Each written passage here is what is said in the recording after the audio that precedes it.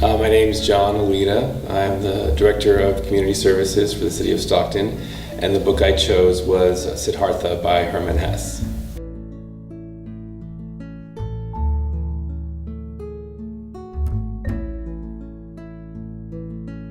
The first time I read Siddhartha was in college.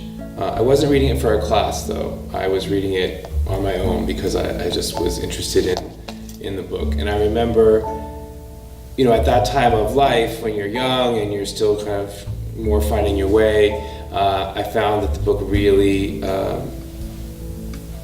touched a certain part of my searching for the meaning of what's this life all about, and it really gave me some really powerful kind of insight and reactions to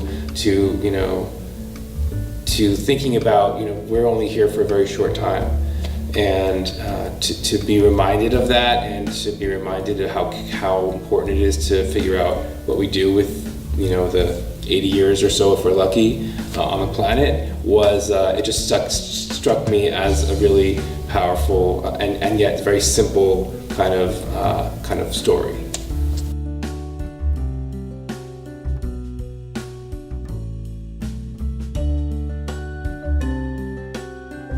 I actually don't care if my book is picked as number one.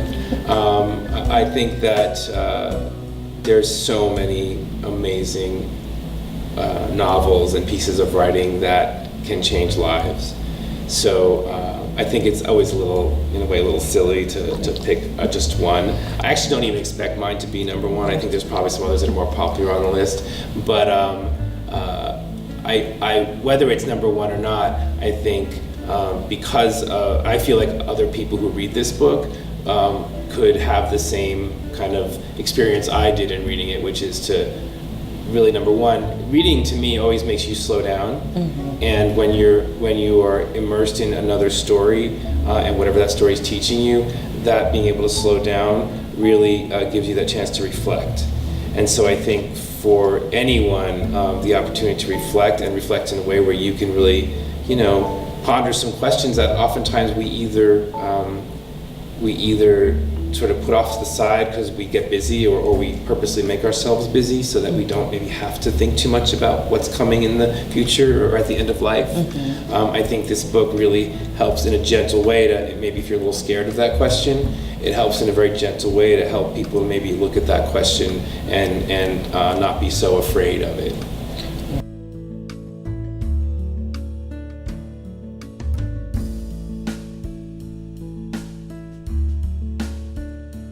I think it's important, if this even in a small way can help us as a nation to talk about things in a way where we actually have discourse and we're not kind of shouting or at each other or coming from preconceived notions. Mm-hmm. I think what's really needed right now in society. I think and most people, hopefully most people, are readers in the country, and if you are a reader, then we love story. We actually, I think as humans, we have our own story about ourselves, and I don't know how much it relates to the reality, but we really crave the idea of being able to tell our story. Like I have, my partner will say, this is my movie. He calls it his movie, and so like sometimes when we're in a situation where it's not really nice, it's like, this is not in my movie, so let's change something. So I think we all kind of have that, like we watch our life unfold and we look at the highlights and we kind of wait for the next chapter. And so I think that number one, that's important, but also I really see in the country right now that we are, unfortunately, there's still so many people that are uninformed, that are not, or that they're taking the path of least resistance when it comes to understanding things, and I don't believe that's not how in my mind, that's not how our country was founded. Mm-hmm. Our country was founded on it takes effort, to gain understanding, and I don't see enough of us taking the effort to understand and unfortunately, I think that we've allowed, to some extent, and I love technology, I'm on my phone all the time, probably too much, but we've allowed technology in many ways to let us set up our own little kind of lens where we can just see what we want and we can have everything support what we already believe, and we're not in a place where we are teachable. And I think that's true for anyone. I don't exempt myself from that.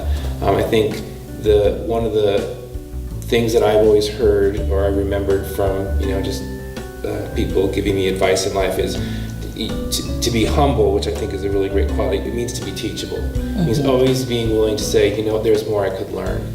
And when we stop doing that as people, then we stop growing. And I don't want to see our country or this world to be a place where people don't grow and don't move forward, because that's just going backwards. And so I think that this project is one of the ways that we can start to maybe reignite more of that kind of conversation in our country, and hopefully it leads to just people taking a little more time with their thought process and being willing to listen more to one another.